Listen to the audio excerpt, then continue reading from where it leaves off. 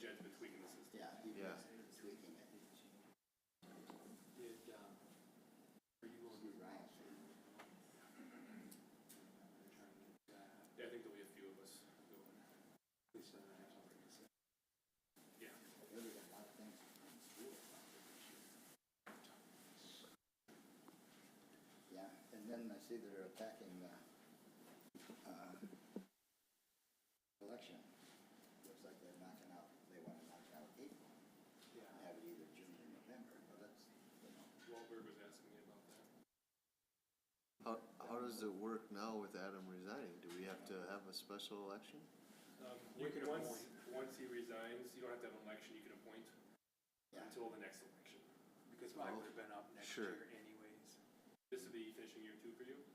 Yeah. Okay. So I Yeah, only so- have a year left. Basically, you'll fill somebody to fill a vacancy in the remainder of his term. For a year, Yeah, year until till. the next election. Happened before.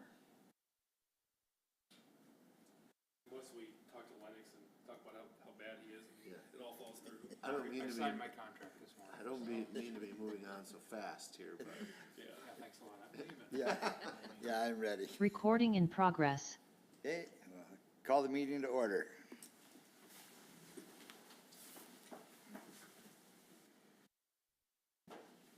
I pledge allegiance to the flag of the United States of America and to the republic for which it stands, one nation, under God, indivisible, with liberty and justice for all.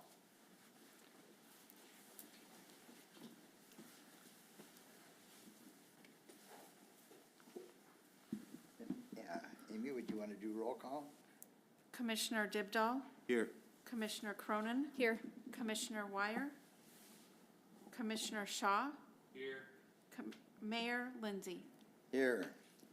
And I want to just take a second not to acknowledge the death of Bob Thelen, that former commissioner and former employee of the city of Madison, and keep him in your thoughts and prayers. And his wake service is tonight and funeral is tomorrow. So you have before you the agenda. Motion to approve the agenda as presented. second? We have a motion and a second. All those in favor signify by saying aye. Aye. Those opposed, same sign. Motion carries. Is there anything anyone wants to discuss on the consent calendar? If not, do we have a motion? Motion to approve the consent calendar as presented. Second. We have a motion and a second. All those in favor signify by saying aye. Aye. Those opposed, same sign. Motion carries. Seeing no unfinished business, under new business, award bid number 968, 15 kV indoor metal-clad switchgear and control panels for the Green Substation. Jameson, do you want to address that? Thank you, Mr. Mayor. We received one bid for this equipment to go into the green substation. Although we only received one bid, fortunately, it was underneath the engineer's estimate. The bid was $555,000. Engineer's estimate was $670,000, so we came in well underneath that, fortunately. The bid is from Harold K. Scholl's company. We've done business with them before and have no concerns and recommend approval. Questions or comments? Do we have a motion? Was there a long delay time on this? I don't remember seeing it. Maybe it's in here. I don't remember reading the. Guaranteed not know. delivery date, August 1st, Delivery date. 2026, so yeah, okay. Okay. So did we have a motion there? Motion to approve the bid number 968 to HK Scholl's for the green substation. Second. Okay, we have a motion and a second. All those in favor signify by saying aye. Aye. Those opposed, same sign. Motion carries. Authorize the mayor to sign the Parkcrete Walls Site 1, Site 2, and Site 3 Amendment Number 1, Banner Associates. And again, I'll ask Jameson, do you want to address this one? Thank you, Mr. Mayor. We have an existing agreement with Banner Associates to provide engineering services for repairs to all of our rock walls. There's 4 different services within that agreement. The first is survey, damage assessment, and preliminary design. And then the second, third, and fourth are design and construction, respectively, for sites 1, 2, and 3. Each of those areas have a specified contract amount limit in the agreement, and Banner Associates is requesting to amend it. The total would stay the same. The total in the contract is $628,414. They are looking to adjust those individual limits as some of the areas came in less than expected. Other areas have gone in over, and so they're wanting to move those numbers around. Again, this does not change the total amount to Banner Associates, but instead the individual amounts of those different areas I noted. Staff recommend approval, and I'll stand by for questions. Questions or comments? If not, do we have a motion? I'll make a motion to authorize the mayor to sign Park Creek Walls Site 1, Site 2, and Site 3 Amendment Number 1 for Banner Associates. Second. We have a motion and a second. All those in favor, signify by saying aye. Aye. Those opposed, same sign. Motion carries. Update on the fire at the Armory. Mike, do you want to address that? I sure can. And then if you would please pull your mic closer to you for those in that are at home so they can hear you clearly. All right. Thank you. All this high-tech stuff, so, well, I think everybody knows, what day was it? Last Wednesday night? We had a roof fire from the city armory. I think call came in at 9:57 to the fire department. They had less than a 3-minute response time, which probably saved that building. The damage was mostly to the roof, probably a 3 by 15-foot square along the northeast wall where they had been attaching the roofing. Fire Chief Randy Minard's confident that the fire started from the roofing practices since there was no electrical or anything else in that area. We are working with MJ Dawson, the contractors right now, to do the repairs to the building. I'm happy to say that the building is open tonight and activities are being held in the building. So, with that being said, there was a list I sent out about, they had to fix the roof and the decking underneath the roof. One of the joists had a small burn on it, like probably have a 3/4 of an inch. So they're gonna sister that joist to the other joist. Install a new firewall between the false ceiling and the attic where the water took it down. And then, new ceiling barriers. My main concern is we have noticed today that the floor is starting to cup a little bit where the water was on the floor. We're gonna have to wait and see if it dries and how it levels. I mean, either that or we're gonna have to do some replacement of the floor, dude. My staff was on, they were there when the fire was still burning, and they were there till 2 o'clock in the morning getting the water off the floor to try to save the floor. So we tried everything we can to do that. The cleanup is I would say 90% completed. So, thank goodness it was there's never a good time for a fire, but it was at 10 o'clock at night instead of 3 o'clock in the morning, and that it was noticed fairly fast. So, I'll entertain any questions if I can answer anything from you guys. Questions at all? I got a question, I guess. So MJ Dawson is accepting responsibility for this? Mm-hmm. So we're good there? It was basically obvious in that it started from the outside and was coming down. We looked up from below and aside from just a little damage to one of the trusses, everything else was nice and clean. So it obviously started from the outside. They were also using a heating tool to heat up the wood and the material so that when they stuck it to the wood, that it would bond. And so I think, it just overheated, stayed, built up, and then started on fire a few hours later, because they had left around 6 p.m. Correct. And the fire was noticed in that, just before 10 p.m. So, and it was right in the area where they were working. So they said that they would do the repairs, and they're in the roofing business, so they were already working on doing the repairs. And then Mike put a list together of the other things in that they were going to clean up on the inside and the things that they were going to do. And so we're comfortable with them moving forward on it. Yeah, I guess I just don't know if there's any additional thing we as a city need to do, like, you know, if we do recognize that the floor's bubbling up in 3 months, are we gonna hold them liable and something like that, or how does this work? Yeah, we haven't removed them of any responsibility for any damages that might occur from the fire or from the cleanup of the fire. At this point, insurance companies are doing their jobs, and as you noted, if that floor gets worse, that's something that I would defer to insurance companies on both sides to work out the best they can. And if any action is needed, we'll certainly bring that back to the commission as soon as possible. The nice thing is that it was off to the side on the north wall. So that's what allows, you know, them to reopen the gym for use again, you know, and so wherever, you know, where the water damage was and where the fire damage was, and that hasn't stopped us from being able to put the building back into service. One more thing, if we didn't have the fire department we probably wouldn't have a building. So they did a heck of a job putting it out, limiting the damage.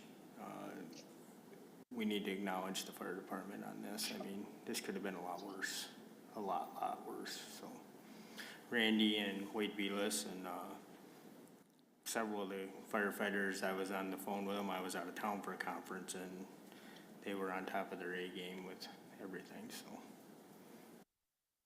And the insurance has been there and been up in the attic and that with Mike and a couple others, and that I let them do the climbing of the ladder. I did that when I was younger. So, but I'd like to also acknowledge and recognize the fire department as well as Yes. Mike's department and his staff were there right away. And between the two, it was an excellent response to a bad situation that could have been much, much worse. Thank you. Thank you for everybody involved. yes. Okay. All right, and then update on the strategic plan progress. Jameson, you want to address that? Oh, well, let's jump up here. Update on discussion regarding Egan Avenue reconstruction. Thank you, Mr. Mayor. You'll find in the agenda packet a memo that Ryan has provided, and he is available on Zoom for any questions that outlines Egan Avenue. We felt this would be a good opportunity to give an update on it, specifically on the financing. Without going through the entire memo, I just want to generally say that we've had 3 different funding opportunities that we've been pursuing: SRF financing, transportation alternatives, and then RD, the rural development. And we've received a couple of these in the previous year, so we're familiar with them for the most part. In particular, the TAP grant, the Transportation Alternatives Program. This is a grant that we had applied for, hoping to be a additional revenue source to fill some of the areas that SRF financing wasn't covering. And we recently heard feedback from the state that if we received the TAP financing, that would delay the project. They said that the earliest they feel we'd be able to bid it would be fall of '26, and that would push construction off into '27. Currently, our timeline is to do construction 2025 and 2026. That is contingent on financing, and this is one of those financing opportunities. And we hadn't decided which financing we would use, but this was certainly one that we were looking at. The third one, the RD funding, we are still applying for. USDA is doing a part of its review right now. KLJ, our engineering firm on the project, is continuing to work on it. They're finishing up their design, and that project would go to a final review with the USDA here shortly. And we're also hopeful that we can get some of that RD funding. I'll pause there. Ryan, is there anything that you'd like to add from the Zoom? Maybe I'll just touch a little bit on that RD funding application. So KLJ indicated to me that the review may take another 30 days. They had updates for administrative changes before that could be finalized and submitted. There's possible that there'd be another review period after that. And that's concerning to me. I think we could probably go another 30 days prior to going to bid, but not much longer. If we're going another month, I think we're in the wrong time to bid a project. And so the TAP grant funding, I think that's probably, unless we want to wait till the 2027 construction, it's probably not something we pursue any further. That RD, I think we're probably nearing the point where if we don't hear back on review within the next 30 or so days, that's probably going to push our project to 2026 unless we want to risk it and do a late bid, but it wouldn't be my recommendation to do that. I think we'd pay a lot more. Okay. Any questions? All right. Ryan, is it required that we bid the project after we receive word on the RD funding? Thinking since we have that SRF financing available to us, are we able to bid it knowing that we can use that? And then still wait to hear on the RD, or is that not an opportunity? The issue is the front end documents. So if we go to bid without the appropriate front end documents, we'll end up with that situation we had on Northwest 9th Street where then we can't award the project. Right. So part of this 30-day administrative change review is those front end documents. So if we risked it and went forward, there's a possibility that everything works out fine and then you can apply that funding. But if there's something wrong there, if there's something that they need changed and we've already gone to bid, it's too late. Thank you. Okay. So when do you think the last date we would want to go to bid? I think if we know and can go to bid by the middle of, if we can get it out to bidders that first week in March and have an end of March bid opening, I think we're still okay. If we're pushed into April with that bid opening, I think we're going to end up in a situation where people have already tied up themselves for work. They're not going to be looking for work anymore, and it's going to limit our number of bidders and then, potentially drive up costs. Okay. At least that gives us an idea then, so. All right. Which, are staff correct in assuming that TAP financing that pushes us out to 2027 is likely something the city would not want to pursue based on the timetable? I don't want to make assumptions, but. Yeah, I guess my thoughts are, we've kind of already kicked this project down the road a little bit, so I'd like to see it done sooner than that. I would agree. Yeah, and with that TAP grant, we applied for about $1.3 million in financing from the TAP. I've also gotten feedback that that's probably not a realistic number, that the most that folks around have seen awarded is that $600,000 range, which is a lot of money. But if we're delaying this 2 years, cost of materials might go up $600,000 in that amount of time. Especially on an $8.4 million project.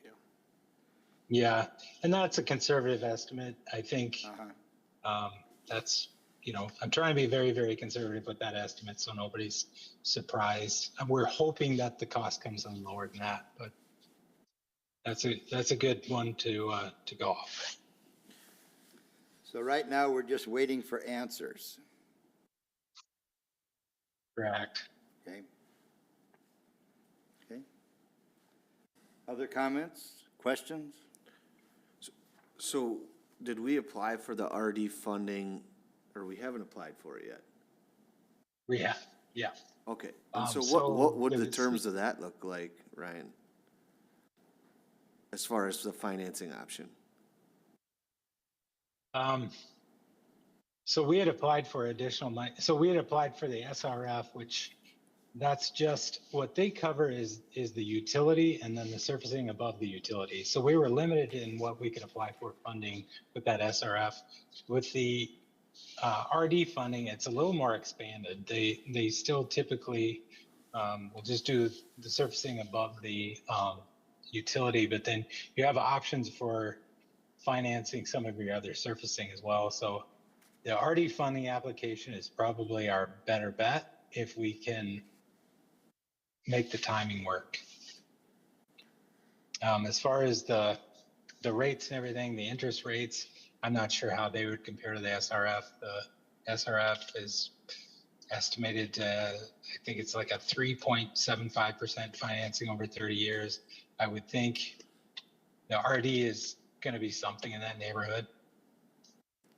Yeah, they have not provided us any information in regards to the details of the RD funding. We Right. don't have any, we can't speculate that.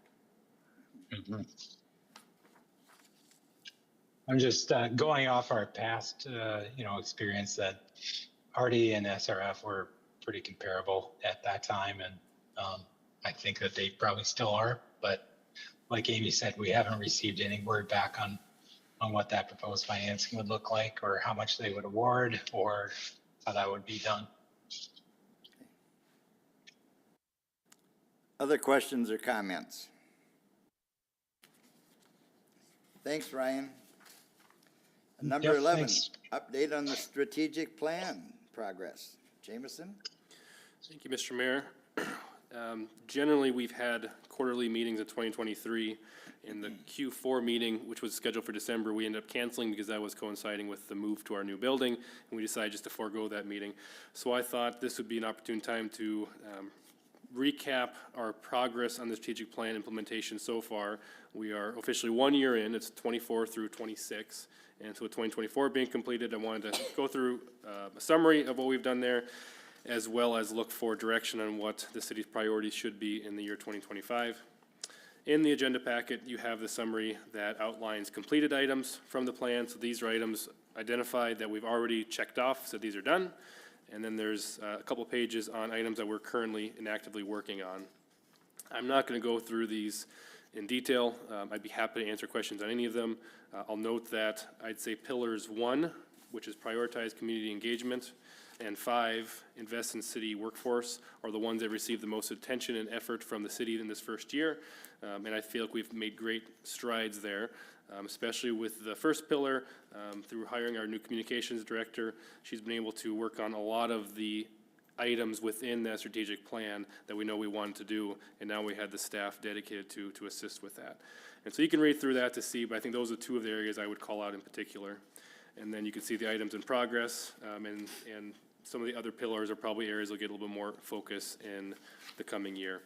Some of these items, and I think especially under the critical needs pillar, which is number 3, they're big items, they're big infrastructure projects, they're the early learning center, they're things like that. So that one, I think in particular, as well as the quality of life, didn't have a lot of completion from the plan, but they had a lot in progress because there are things that just don't get done in 1 year. The second attachment within the agenda packet is a full list of every item from the strategic plan, and whether those are on track, complete, or not started. And then we also had some identified as a priority there that we're continuing to work on. That's the overview I'll give. I'm happy to answer questions or provide explanation on any part of the strategic plan, but I'll pause here to see if there's questions or any areas of priority you'd like to see in the future. Comments? Well, since we got Mike in the hot seat here, I think one of the questions I just have is, I know we did the rec trail plan, and then we didn't get the funding for it, right? Correct, yeah. So are we gonna revisit that even just for like around the pond now that we're in this location, or where are we at with that? So we budgeted, I think it was 40,000, I'd have to go back and look, for the trail around the pond. Realistically, I mean, the grant opportunities, everybody's pulling from the grant opportunity, so as a commission and a park board, we're probably gonna have to decide on how we want to. We can probably get some grant funding, but we're not gonna get a full paid grant by any means, so. In previous discussions with Jameson and the park board, they'd like to get this done so that we kind of have like a trailhead, and then we're gonna try to branch off and go directions. That's what. Yeah, looking back, we've applied for recreational trail program, RTP. We've applied for that grant 2 years now for a trail to go around the new fishing pond, and we didn't receive it either year. And the feedback that Mike and I received in speaking with the contact at the state was our ask was a big ask as far as the cost. And every year, they've been getting the same amount of dollars from the federal government for this program. I think it was the federal government, right, Mike? Correct.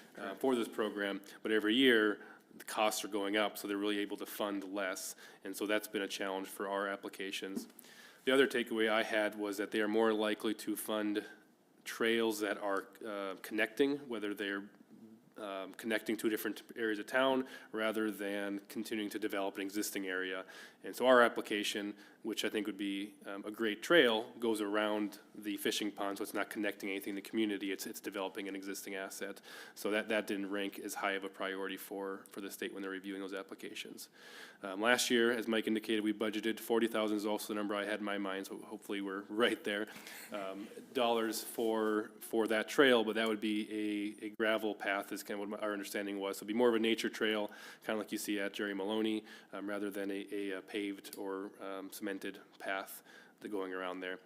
And we feel that'd be a fairly cost-effective way to develop that asset, and down the road, we could certainly look at improving it further, but that'd be an easy way of getting that project checked off our list.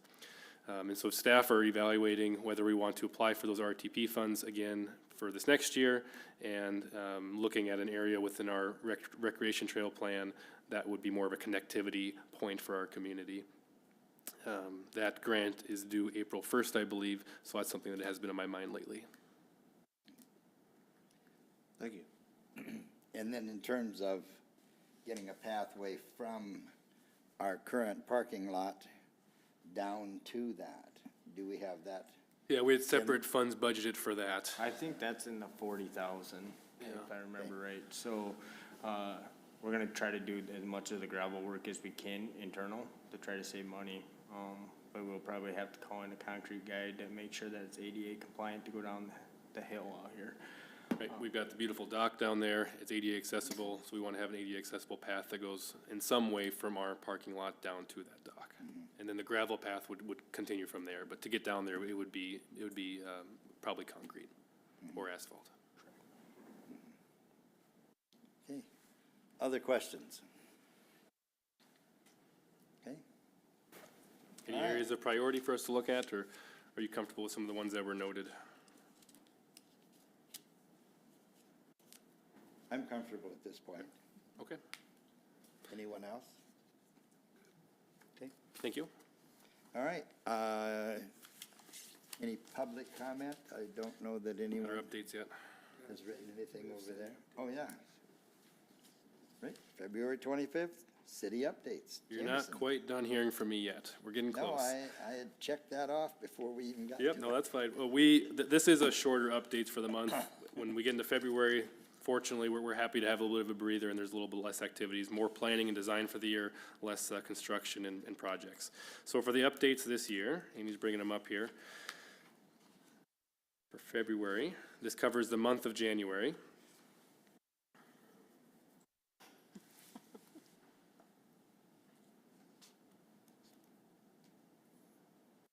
All right, we have a new employee that started, Linda Williams. She has filled the new custodian role, and so she is the one that you can thank for keeping our new building looking new and clean. And we knew that when we built this building, we wanted to make sure that we were investing in it to keep it in good shape. And so Linda has been doing a great job of that. We're very happy to have her on board. These are our list of active projects. I don't think any changes from the last month. And then we're moving right into events. Of course, most recently we had our ribbon cutting, open house, and State of the City address here a week ago. We were very happy with the turnout. We had a lot of public coming and going over that 2-hour span, and everybody seemed very pleased and happy with the new building that we all can share as a community. The mayor did an excellent job of addressing the city, the community with the State of the City address, outlining the things that have happened over the last year and the direction of where we're going next. And then looking at the library, they have a few events coming up. The elementary school teachers are asking children to make boxes for Valentine's Day, and so the library is looking to aid in that. They have been opening up their craft closet and providing crayons and other materials to help with the creation of those boxes. February is also Love Your Library Month, and so the Friends of the Madison Public Library Group are celebrating. They have an event with music, light refreshments, and some supplies to write letters of thanks and support for libraries. The public library is also looking for donations to build a puzzle collection. And they're looking for any kind of puzzles that are in still good condition and no missing pieces. And I would emphasize that because nobody hates doing a puzzle and coming to the end having one piece missing, right? Everybody hates that. Nobody loves that, so. And then the county museum, the public library is partnering with to present a readers fair on April 26th. And that's gonna be at the Prairie Playhouse coming up. I might be getting off slides here a little bit. But then musical bingo is something that they are doing. So Mingo is what they're calling it on March 6th. And so they're gonna be having a DJ and lights coming in to do that event with a partnership with the Brick House. And Amy's probably going crazy because I've been following a different script here, I guess, but that covers a lot of the library events, past and future. It's all in the agenda packet there. And I'll take this moment just to thank the library staff for all that they do and give them a shout out. They do a lot of library programming throughout the year, and I think myself included, but others in the room probably as well, didn't know this until we started doing these updates, that they do a lot of work there. We know that the legislature is having a lot of discussions this year on libraries, funding for libraries.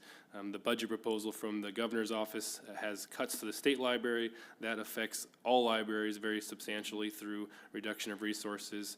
And so we are urging the legislature to find other ways to pass their budget in a way that doesn't impact libraries across the state. A number of us will be going to the Rib Dinner and Municipal Day of the Legislature this week, and we look forward to connecting with our legislators on that topic. Okay, Amy, let's try the next slide.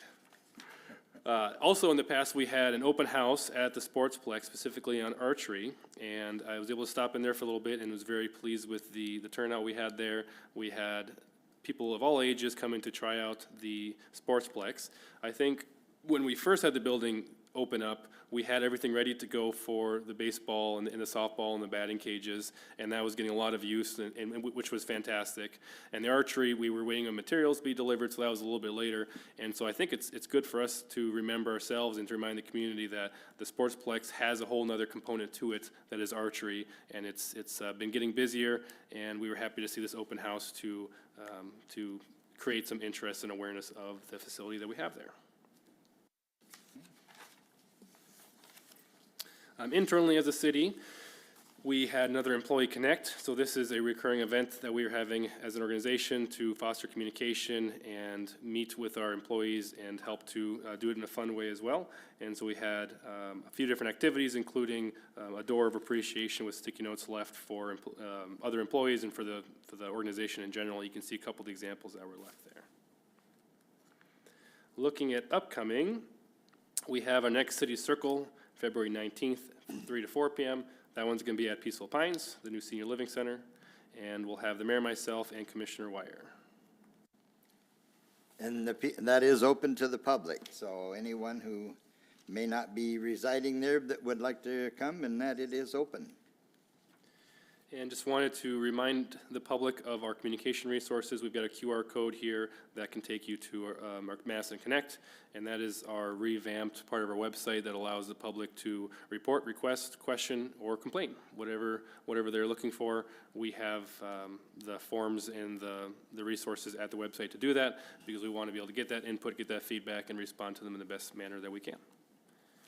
And I think that's it. Are there any questions?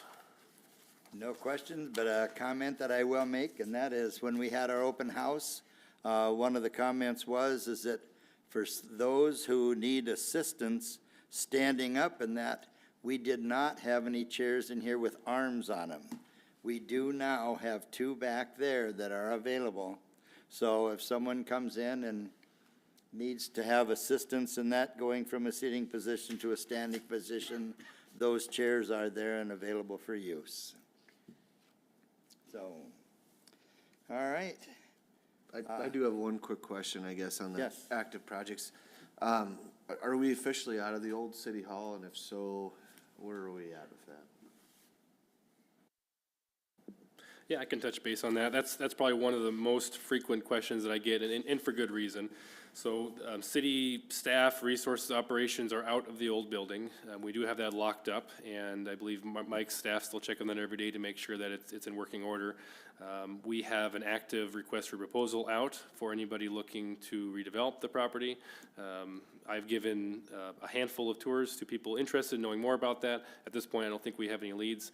I think it'd be the city's intent and hope still at this point that we could find somebody that's willing to take the property from us, propose what their project or their redevelopment's going to be, so that that property can continue to provide good use and value to the downtown.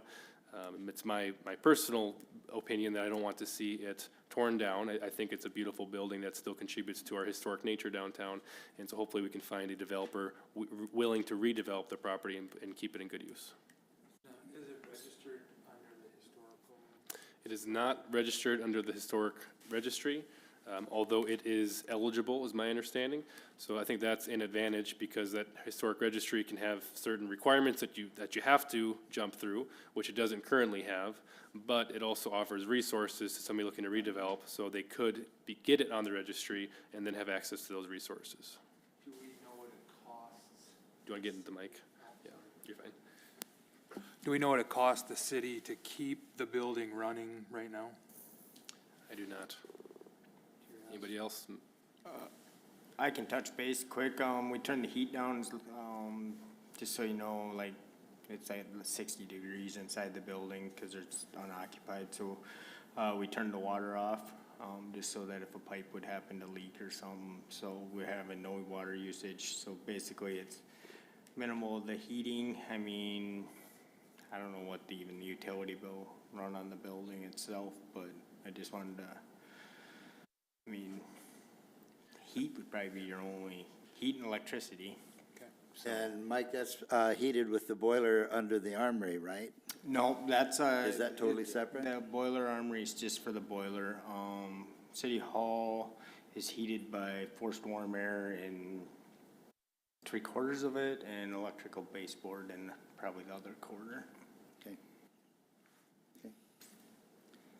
And then I'll just also mention in that, we have Dale Nybert in town, who's a historian, and today he brought in an article that he put together, you know, just a couple pages and that, on the history of the building, and, you know, I'll ask Savannah tomorrow to send it out via email to the rest of you. It's a short read, but it put together kind of the timeline of when it started and where, you know, and how it was designed and built to last 50 years. And it went on beyond that. And so talks about how the original design of it, you know, was fire station on one side and city hall on the other side, and the dedication and the public rooms. And it was just it's a nice short read. And I can get you a copy as well, so. All right.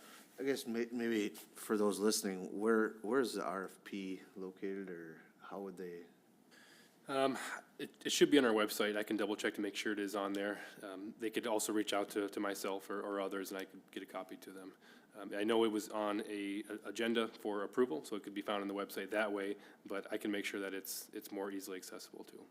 Most people who have been interested have just reached out personally, and it also has been advertised in some of the usual places, the Exchange and some of those things too.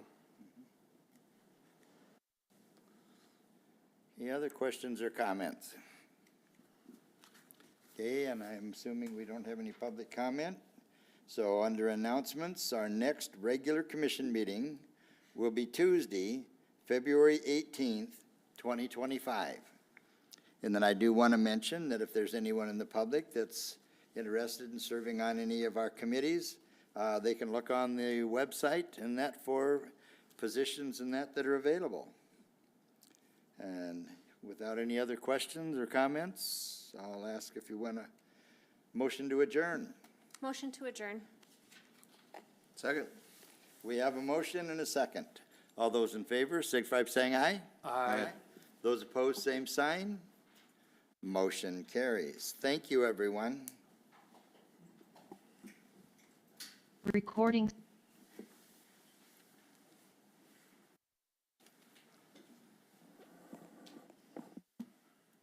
Yeah, another How do fun you feel, night. Mike?